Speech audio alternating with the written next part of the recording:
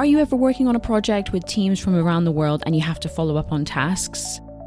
Silly question really, because of course you are, but maybe you don't feel very confident about how to do this well in English. I'm going to share with you all the phrases you need. Let's crack on then, shall we? Hello and welcome back to Confident Business English. You're here with me, Anna, your neuro language coach. Just before we dive into the content as well today, I just want to bring your attention to something that you might find really, really useful. Do you want to keep up with the world news, but often find it's hard to understand or difficult to digest? If so, I've got a great recommendation for you, which is Simple English News Daily Podcast. Stephen and his team essentially curate all the news from around the world and then deliver it back to you in a simple, clear, and intermediate British English. It comes out 5 days a week, and the great thing is it's only 7 minutes, which is perfect for squeezing into your morning or evening routine. And really, it's a 2-for-1. You're going to get to keep improving your English every day and keep up with all that news. Find the podcast by searching in your podcast app, Simple English News Daily. Right then, let's get straight to it. What is the pain point that we're actually addressing here in English? Well, in a nutshell, it's just asking people to do things, which has to be one of the most frequent things that you might have to do on a day-to-day basis as a senior manager. This comes up time and time again with a lot of my clients as one of these little pain points, which is why I wanted to share it with you. In particular, recently, there was one client that had to do this a lot that found it challenging. It was a client who was working on a tech project, and they were the middle person in between the client and the software team based in the UK. They have to be on top of all these tasks, and they're constantly having to make sure that the work is done, liaise with the IT team there. And their thoughts were like, well, Anna, I don't know if I'm doing this correctly. Am I using the right phrases? Am I being rude? Am I coming across badly? These are some of the common concerns that I imagine might be going around in your head as well. And it is important to get these things right. No one's going to die if you use the wrong phrase. People are going to understand you. But the point is that as a senior manager, you want to build relationships, build connections, making sure that you don't annoy people unnecessarily and you choose the right vocab for the right situation.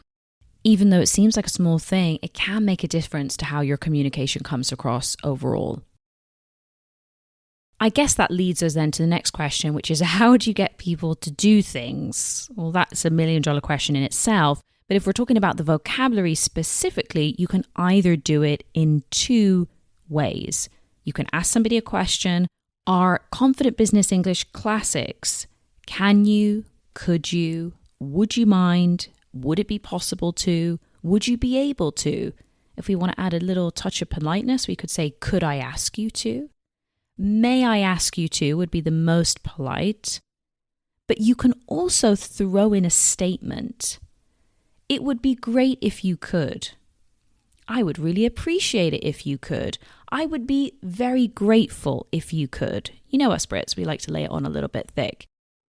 I really need you to do something if we're trying to lay on a little bit of urgency. So just keep that in mind as we go into this exercise. 2 structures, either a question or a statement. Oh, and just a little side note, a lot of people ask me about may you as a way to ask somebody to do something.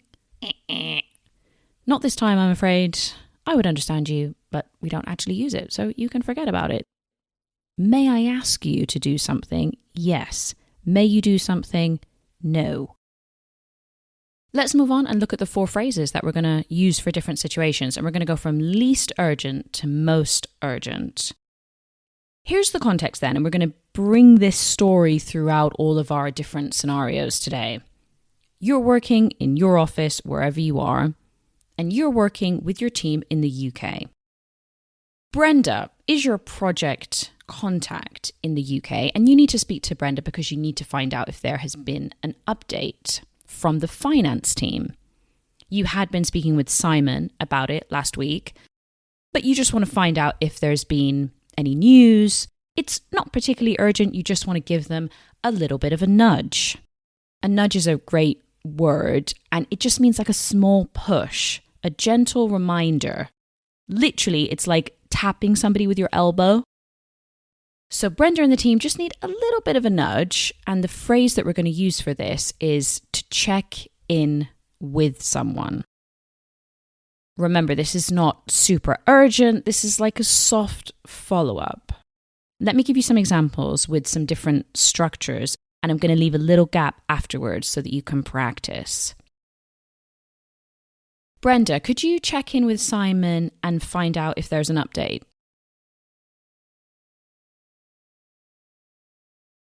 Brenda, could I ask you to check in with Simon and see if there's an update? It would be great, Brenda, if you could check in with Simon about the update.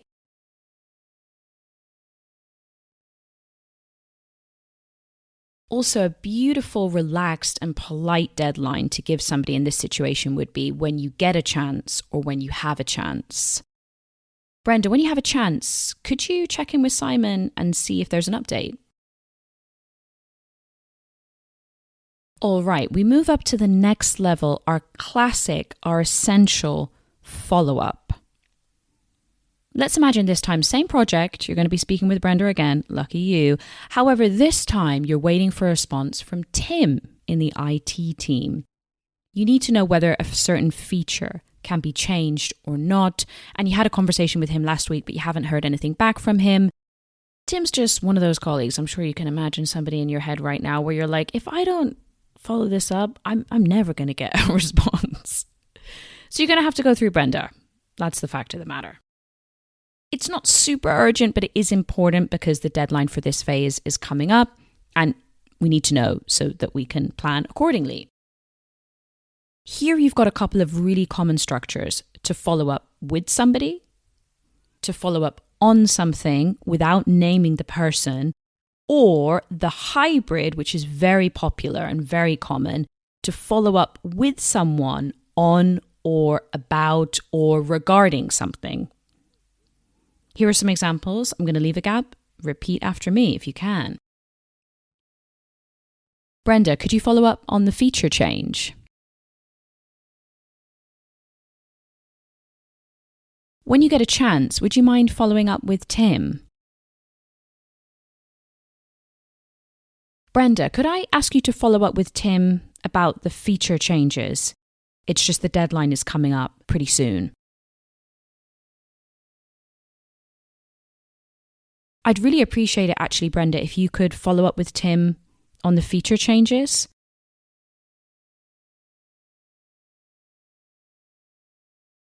Now we're going to escalate up one level. We're done with Simon, bye-bye. But we've got another issue on the table. This time it's with Rachel in marketing. She was supposed to send you a mock-up for a design by the end of last week.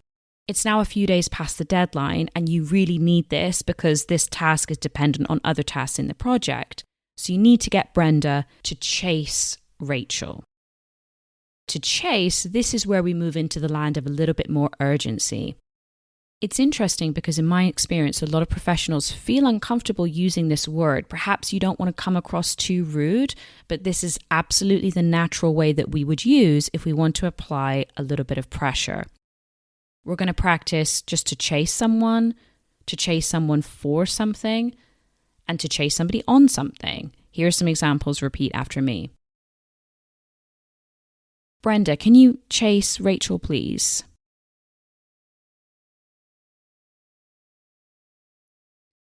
Brenda, would you be able to chase Rachel for the design mock-up? It's 3 days overdue.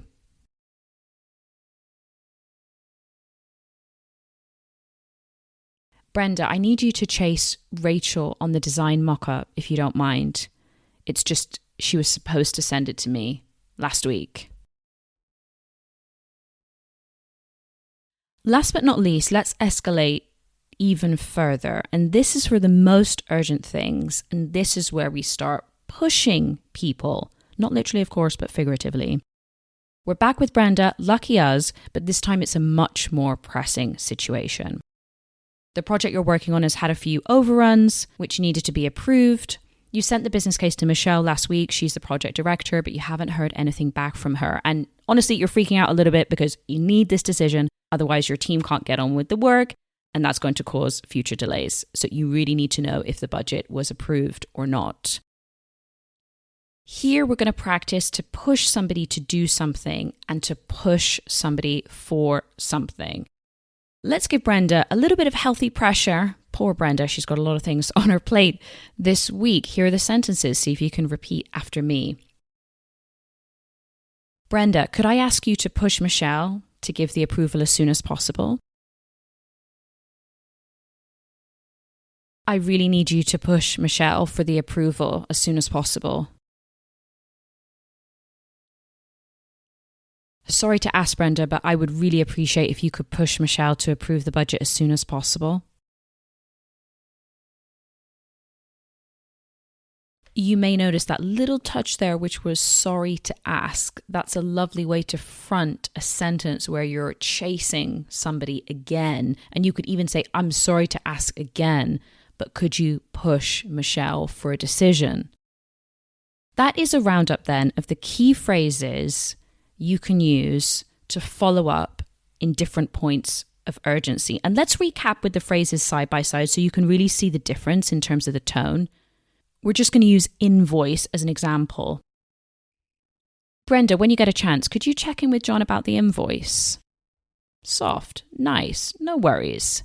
Brenda, would you mind following up with John about the invoice? It's just we were expecting it last week. Okay, all right, turning up the pressure a little bit. Brenda, can you chase John on the invoice? It's just we were expecting it last week. John's definitely going to be getting a passive-aggressive email. And then finally, Brenda, I really need you to push John for the invoice as soon as possible. So where to take it now? You've listened to the phrases today, and maybe actually you're already using them correctly, and this is just confirmation, and you can feel even more secure that yes, I'm using them in the right situations. If this is something you want to improve, perhaps you could put the phrases on a post-it note near your screen, near your computer. You could use an app like Anki to create a flashcard to review. You can write out a sentence you can imagine yourself saying. And the most important thing is to just get out there in the wild and start practicing. Give it a whirl in your next conversation or the next time you have to deal with this type of interaction.